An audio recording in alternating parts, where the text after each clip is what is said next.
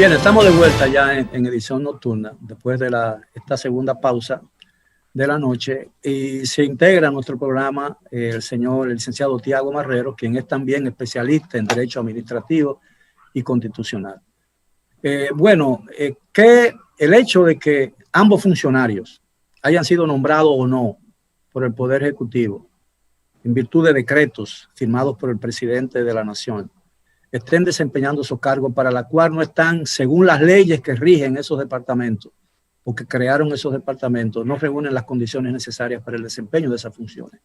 ¿Cuál sería entonces, cómo podríamos calificar, señor Marrero, estas disposiciones? En el segmento anterior hubo coincidencia en sus tres compañeros de panel en que ambas disposiciones fueron irregulares o son irregulares. Sí, buenas noches, muchísimas gracias por la invitación, don Miguel. Realmente, de plano, evidentemente, en lo que tiene que ver jurídicamente hablando, evidentemente que no se reúnen con las condiciones, digamos, legales para estos nombramientos. Y por eso, justamente, en el caso de INAPA se está modificando la ley para poder, digamos, encajar el perfil del designado actualmente en la institución del INAPA. Ahora bien, eso tampoco, yo no sé cómo ha ido la conversación, porque acabo de integrarme y reitero mi agradecimiento con relación a la invitación, pero lo cierto es que eso tampoco es novedoso, lo que está ocurriendo en la administración pública con relación a las designaciones.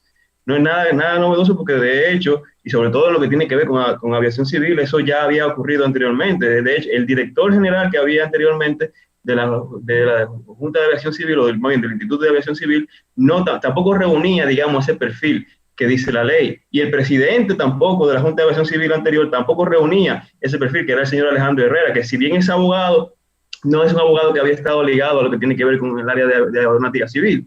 Era un abogado que ha hecho una carrera en la administración pública, en diferentes puestos, la consultoría jurídica era lo que estaba anteriormente, y luego vino con el nombramiento del decreto del presidente Medina a presidir lo que era la Junta de Aviación Civil. Ahora, como bien decía el señor Cruz Peñaló, el hecho de que una persona entrara a mi casa, abriera la nevera y se llevara algo de comida, no significa que otra persona a quien yo no le dé permiso para hacer lo mismo pueda hacerlo. Claro. Y realmente, y muy honestamente, es así. Lo que quizás debamos lamentar y lo que no debería estar bien es que este tipo de nombramientos sigan sucediendo al margen de la ley. Ahora, yo lo que sí entiendo, y es mi criterio particular, es que quizás lo que debamos pensar es que debería haber otra técnica legislativa para ese tipo de puestos. Y lo digo porque se trata de puestos que son puestos de confianza. Se trata de puestos que de alguna manera u otra no son de confianza en el marco de una entidad que regula un mercado, que regula unas actuaciones privadas, que debería de alguna manera u otra estar ligada a la administración y al programa político de la administración que finalmente está llevando a cabo. Sabemos bien que se quiere evidentemente la profesionalización de lo que es la administración pública, que sean todos de carrera, que hayan técnicos, que sean las ejecuciones más preparadas, y todo eso se puede lograr y todo eso se pudiera hacer. Pero quizás en esos puestos de mando que son muy importantes, directivos, y donde prima básicamente la confianza que tiene el funcionario con el presidente, que es evidentemente el presidente también de la administración, deberíamos tener otro tipo de técnica legislativa para que quizás este tipo de controversias no se den, porque en otros países también, por ejemplo, se dan, que tenemos personas que se les resta capacidad, que se les resta mérito para estar en determinado puesto directivo, pero quizás la técnica legislativa, como en el caso de España, por ejemplo, que sí lo conozco bien, no habla de especialidades o acercamiento con relación a un determinado puesto, como sí sucede aquí. Pero cuando son técnicos sí debe serlo, ¿no? Bueno, cuando son posiciones técnicas que requieran de una especialización. Sí. Yo creo que ahí eso es cuestión también de visión y de, o sea, ¿qué perseguimos nosotros en la administración pública con el liderazgo? Lo que planteaba el colega Marrero, pues es básicamente eso, si vamos a redefinirlo. Al principio de la conversación yo mencionaba el tema de un plan de reforma, un plan de adaptación de todas esas normativas que exigen a nivel de sus directores, sus máximas autoridades, que tengan ciertas competencias técnicas. Entonces, es genuina que nos hagamos la pregunta de aquí a un futuro. ¿Es necesario que eso siga así? O sea, por más técnico que sea una institución, ¿podemos nosotros mantener a una máxima autoridad que no es de ese rubro técnico, pero que tiene otras habilidades para gestionar esa institución? Debemos de mantener el nivel técnico por debajo de esa máxima autoridad. O sea, son preguntas legítimas que deben de surgir. Ahora, en el marco actual no tenemos juego para eso, pero si es parte de un plan, de un plan macro para nosotros poder repuntar la visión de la administración en ciertas instituciones, pues podría verse ese tema a nivel legislativo. Es que, si me permite la palabra, yo particularmente entiendo que el ejercicio debe ser el contrario. No es nosotros adaptarnos o la norma adaptarse a la medida de del Estado, sino todo lo contrario, someternos a lo que dispone la norma porque tiene un objetivo específico. De hecho, ¿cuál es la función esencial del Estado? ¿Cuál es la finalidad de las funciones esenciales del Estado dispuestas en el artículo 8 de la Constitución? Sino que es las medidas que se adopten, aparte de respetar derechos fundamentales y garantizarlos y protegerlos, que esas medidas que se adopten tengan como objeto, como finalidad, satisfacer el interés general. Y eso mismo es lo que dice no solo el artículo 8 de la Constitución, sino también los artículos 138 y 142, cuando se refieren al Estatuto de la Función Pública, que dicen que es un régimen público basado en el mérito, la capacitación, la profesionalización, la especialización para una gestión eficiente y para el cumplimiento de las funciones esenciales del Estado. Entonces, el objetivo es ese. Y si la finalidad es esa, lo que tienen que hacer las personas que ocupan los puestos de poder cuando los están ocupando es someterse plenamente al mandato constitucional, porque al final el objetivo es satisfacer los intereses de todos. Entonces, el ejercicio no debe ser el contrario. Bien, Ahí, Miguel, si me lo permite, yo estoy de acuerdo con Patricia, difiero un poco de Tiago. Yo entiendo que el camino a recorrer no es eliminar ese tipo de medidas que son establecidas directamente en las disposiciones, en las normas, porque eso tiene un objetivo. Yo creo que el camino a recorrer es todo lo contrario, es cada vez tecnificar más esos sectores. De hecho, avanzar incluso hasta órganos completamente independientes de la administración central, que sean órganos en las cuales sus funciones, las características de sus funcionarios, el tiempo que tienen que durar en sus funciones esté claramente tasado en la norma, con el objetivo de limitar un poco la conducta o la discrecionalidad que tiene el Poder Ejecutivo al nombrar esos funcionarios que efectivamente son de libre nombramiento o remoción, pero que deben de cumplir con ciertas condiciones, con ciertos requisitos. ¿Por qué? Porque se tratan de sectores a los que la sociedad le pone bastante importancia por los efectos que tiene que tener. De manera que tienen que ser órganos, tienen que ser funcionarios con la capacidad técnica requerida para que no se vean capturados no solamente por los agentes económicos, sino también capturados por la propia administración central, es decir, por los propios funcionarios que jerárquicamente superiores. El estatus de las decisiones que esos funcionarios adopten en ese ejercicio de esas funciones para las cuales no tienen la competencia que la ley dice, ¿cómo podrían calificarse? ¿De ilegales, que no tienen validez ante la ley? ¿Cómo? Porque eso crea un problema también, ¿no? Eso crea un problema adicional. Ahí, Tiago, y te paso la palabra. Podría utilizarse la teoría del árbol envenenado, que es el que dice que cuando el árbol está envenenado, todas las manzanas, todos los frutos que da ese árbol también lo están. De manera que si estamos hablando de que son designaciones irregulares, evidentemente que las actuaciones, si bien se concretizan en acto administrativo que tienen una presunción de validez, esa presunción puede ser derribada en base a que se tratan de actos que vienen de un funcionario que no posee la competencia o que no está debidamente designado, lo que constituiría un vicio de nulidad absoluta. Y hay consecuencias en casos como ese, ¿no? Consecuencias de carácter legal. Consecuencia, digamos, la nulidad y la retroactividad de todo lo que estaba anteriormente, antes de la resolución. Pero yo tengo que tomar en parte la palabra de lo que dice Roberto. Ciertamente podemos pensar en la teoría del fruto del árbol envenenado, ciertamente podemos pensar en lo relativo a que la designación fue irregular, o partiendo ya de verdad de que la designación es irregular, pero muy bien él mencionó el tema de la presunción de la validez de los actos administrativos, con lo cual al mismo tiempo se puede presumir como válido lo que tiene que ver la designación del presidente hasta tanto un tribunal así lo decida, porque alguien lo ataque, ¿verdad?, ante el tribunal. En eso yo creo que todos podemos convenir en ello. Ahora bien, el tema está ahí, y yo conozco muy bien la visión de Roberto, la cual en gran medida la comparto con él, es que hay elementos políticos que no se le pueden quitar a la administración pública, porque al fin y al cabo, para cumplir con las misiones constitucionales que dice la doctora Patricia Santana, precisamente existe ese elemento político. No se puede pretender, y tampoco pensar, ni ser tampoco ingenuo, de que la captura de la administración o la captura del regulador, en este caso particular, no viene tampoco de parte de esos que serían los técnicos que están allegados a ese sector, que siempre defienden, evidentemente, lo que sería a un sector particular que se supone que van a regular, y eso ya está más que estudiado, y conocemos, por ejemplo, aquí ninguna de las leyes que tenemos prevén lo que sería una prohibición de una puerta giratoria. Entonces, más allá que recuerde, quizá la ley monetaria y financiera sí prevé una prohibición de la ley de la puerta giratoria, que no es más que cuando el regulador sale de regulador y de repente se integra a una de las empresas que regulaba. Eso es, digamos, la puerta giratoria, como le dicen Bueno, pero eso hay un conflicto de interés evidente. Claro, pero aquí no se regula como tal. Usted puede perfectamente ser director de una entidad regulada, de reguladora, y luego pasar a ser parte del consejo directivo de una empresa regulada. Entonces, aquí ese es el tema que evidentemente, como parte de la técnica legislativa... Bueno, algo parecido está ocurriendo en el Intran. Exactamente, justo iba a comentar eso, que es un ejemplo claro de lo que Tiago está estableciendo. Yo comparto el pensamiento de Tiago. De hecho, sí creo que debe de haber un ámbito político en las designaciones, y ese ámbito político está en reconocer a ese funcionario dentro del régimen de libre nombramiento y remoción. Lo que yo defiendo es que sí, el legislador debe establecerle límites a la discrecionalidad que tiene el Poder Ejecutivo para nombrar a ese funcionario.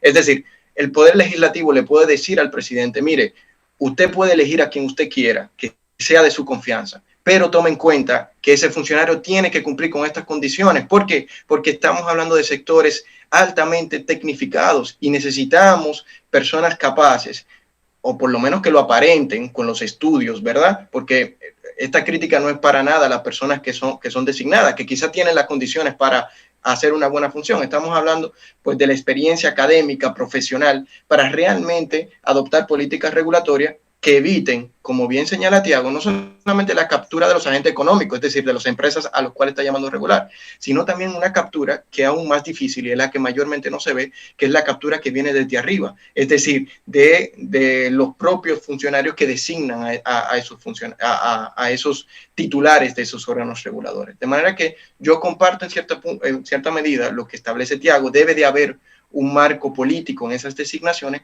pero debe también existir límites, que es lo que ocurre, por ejemplo, con la ley 1594 y que ahora se quiere modificar para habilitar a un abogado que pueda fungir como director del INAP. Todo esto viene a propósito del hecho de que, como resultado de las elecciones pasadas, el país ha entrado en una etapa de transparencia, de cambio de actitud ante la ley, y de muchas cosas que tratan de corregir, o se supone que deben corregir muchos errores que se han cometido y muchas violaciones a la ley que se han cometido en el pasado reciente en la República Dominicana.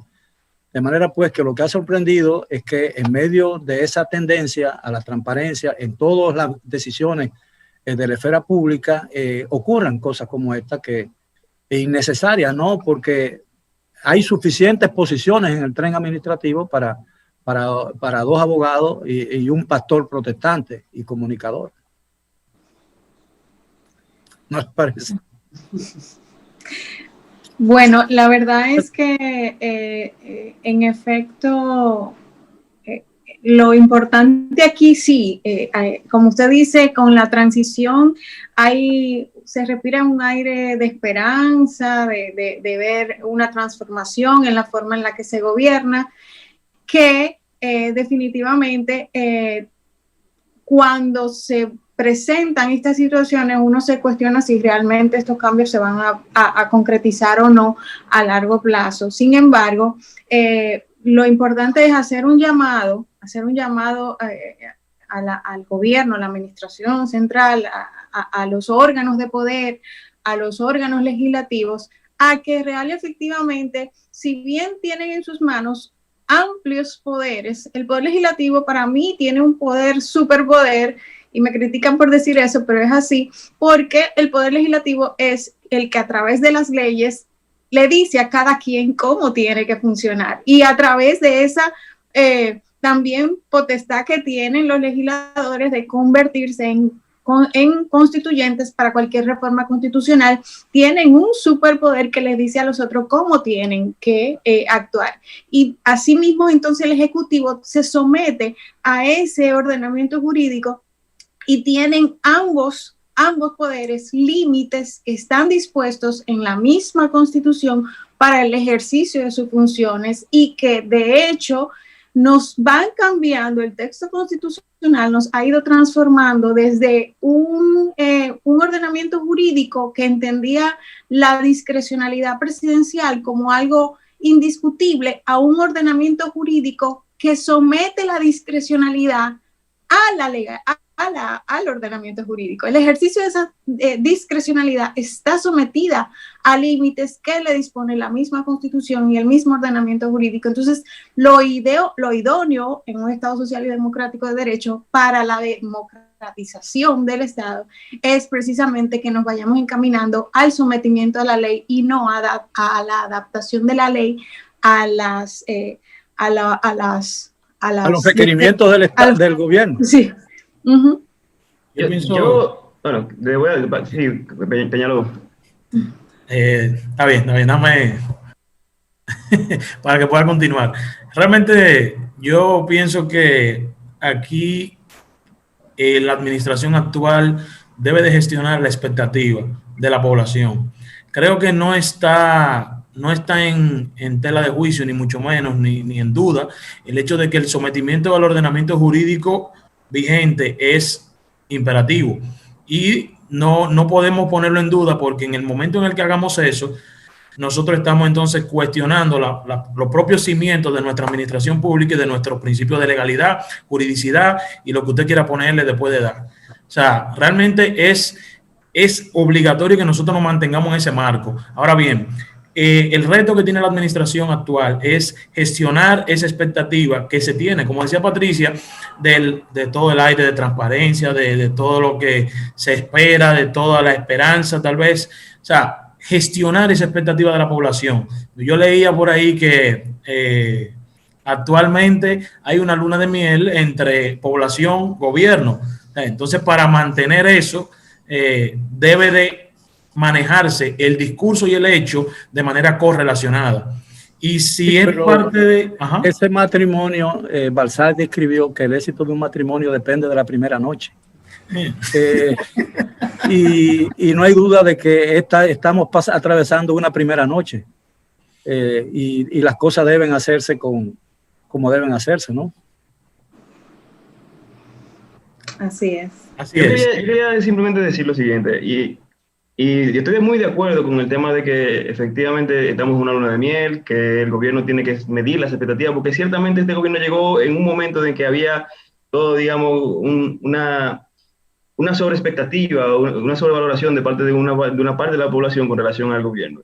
Y tienen que ir midiéndola, dosificándola, porque mucha gente esperaba que ellos siempre se adaptaran a lo que dice la norma, porque como muy bien dice la profesora Patricia, es que es así, o sea, es como ella dice, nosotros en principio, en teoría, lo mejor sería que el Estado se adapte a su propia legalidad, que la administración pública se adapte a su propia legalidad. Sin embargo, lo primero que hay que hacer cuenta, y eso es lo lamentable, un comentario lamentable al mismo tiempo, es que estamos en República Dominicana. El partido que acaba de subir no es que sea algo nuevo, son personas que ya no han gobernado antes, son instituciones que no han gobernado antes, con lo cual tampoco es para sorprendernos de algunos, digamos, de lo que está sucediendo con estos nombramientos cuya legalidad es cuestionadora. Lo que sí me llama la atención y lo que debería llamarnos a nosotros a la reflexión y lo que deberíamos comenzar a debatir es el futuro, por ejemplo, lo que es la función pública, el fortalecimiento de la función pública, porque muy en el fondo, lo que se trata aquí es de, cuando se cuestionan estos nombramientos, de qué está pasando con la función pública, de si se está administrando la carrera, de todos los nombramientos que estén habiendo, si son acorde o no a la tecnicidad que ameritan la institución que se tiene. En el fondo lo que se está cuestionando es el régimen de función pública. Y eso, digamos, la profesora Patricia dice, bueno, lo que tenemos que tratar como parte de fortalecer la parte democrática del Estado es que garantizar un acceso a la función pública y que ésta sea conforme al alineamiento de la ley. Sin embargo, en países donde la función pública es mucho más tecnificada, mucho más, digamos, importante y fuerte, como es el caso de algunos países europeos, tenemos que resulta lo contrario, que el acceso a la administración pública es de una élite. Entonces, al final, esa democratización que hablamos no es, digamos, como tal, no es lo que entendemos que sería la mejor manera. Y al final, lo que nos lleva a esto, evidentemente, es a una reflexión de lo que yo decía en un primer momento. La técnica legislativa posible en estos momentos. En otros países, sobre todo en los países que son de un régimen parlamentario, se están acostumbrados a cambiar leyes, están acostumbrados a adaptar la ley al movimiento de la sociedad y no al revés. Es decir, no es que el gobierno que llega se adapte necesariamente a esas leyes que dan, sino que están acostumbrados a que tienen su mayoría, cambian la ley. ¿Para qué? Para precisamente cumplir con el rol de adaptarse al principio de juridicidad, cumplir con el principio de legalidad, etcétera, etcétera, que dice el ordenamiento. Entonces, no es raro que llegue un nuevo gobierno 16 años después y tenga que adaptar a unas determinadas cuestiones para poder, digamos, cumplir con el programa de gobierno que tiene. Hay una parte política que a veces... Sí, para cumplir con el programa de gobierno que le oferta al país, cada presidente cambia las leyes y actúa de esa manera, el país, lejos de avanzar, lo que va a hacer es que se va a estancar o se va a congelar. No, al contrario, don Miguel, o sea, al contrario, es que lo que digo es, nosotros estamos acostumbrados a un régimen presidencialista recio, digamos así, donde las leyes no cambian casi nunca, donde incluso, por ejemplo, cualquier modificación a un código tarda años discutiéndose, por ejemplo. En otros países, el código, por ejemplo, civil francés, anualmente se modifica, porque siempre se le adapta alguna nueva disposición jurisprudencial que surgió de algún conflicto. Y estoy hablando de una disposición evidentemente sustantiva, como sería esa ley adjetiva que es el Código Civil. Aquí lo que pasa es que no estamos acostumbrados a cambios legislativos dinámicos, que es lo que finalmente yo creo que es lo que se debe apoyar en esta nueva gestión, sobre todo con un Congreso más diverso que hay. Nos queda 1 minuto y medio, 30 segundos a doña Patricia, 30 segundos a Cruz Peñaló y 30 segundos a Medina Reyes, en ese orden. No podemos pasarnos de esos 30 segundos, por favor. Conclusiones. Bueno, los cambios legislativos definitivamente se dan porque el derecho evoluciona como evoluciona la sociedad, pero estos tienen que responder a un fin legítimo y que satisfaga un interés general. Y creo que con eso debemos quedarnos esta noche. De mi parte, el derecho es cambiante. Ciertamente es importante esas actualizaciones normativas, pero hay que, en este caso, a lo que estamos hablando es de modificaciones antojadizas de parte de los partidos políticos que entran al gobierno para poder adecuar sus conductas al ordenamiento jurídico. Y eso es lo que yo entiendo que no es positivo. Tenemos que ver los sectores, especialmente estos sectores que podrían ser explotados económicamente, analizar cuáles son las funciones que deben desempeñar los funcionarios y que sobre todo el Poder Legislativo mantenga esos límites a la discrecionalidad del Poder Ejecutivo para la designación de los funcionarios a fin de que sus decisiones sean estrictamente técnicas y se garantice la prestación efectiva del servicio. Sí, realmente las evoluciones y las transformaciones son definitivas. Van a suceder, querramos o no. Ahora, tenemos que, a nivel legislativo, pues, ya que ese es el panorama con el que estamos lidiando, a nivel legislativo deben de tomarse los controles necesarios para que los productos y modificaciones que salgan sean debidamente estudiadas, debidamente documentadas y que no respondan o no aparenten responder a una como decía Roberto, a ser antojadizo, una liberalidad que no estamos tomando, sino que respondan a un estudio previo debidamente realizado. Bien, jóvenes, le estoy sumamente agradecido por su amabilidad de aceptar nuestra invitación. Yo creo que este es un tema complejo y un tema que ha sido analizado aquí con mucha altura y con mucho sentido de apego a las leyes que regulan esas posiciones. De todas maneras, le estoy sumamente agradecido por eso. Espero contar con la gracia de su colaboración en un futuro cercano para otros temas de interés nacional. Y a los amigos televidentes, gracias nuevamente por estar con nosotros. Los esperamos como de costumbre mañana a la hora de siempre. Hasta entonces. Gracias por la invitación.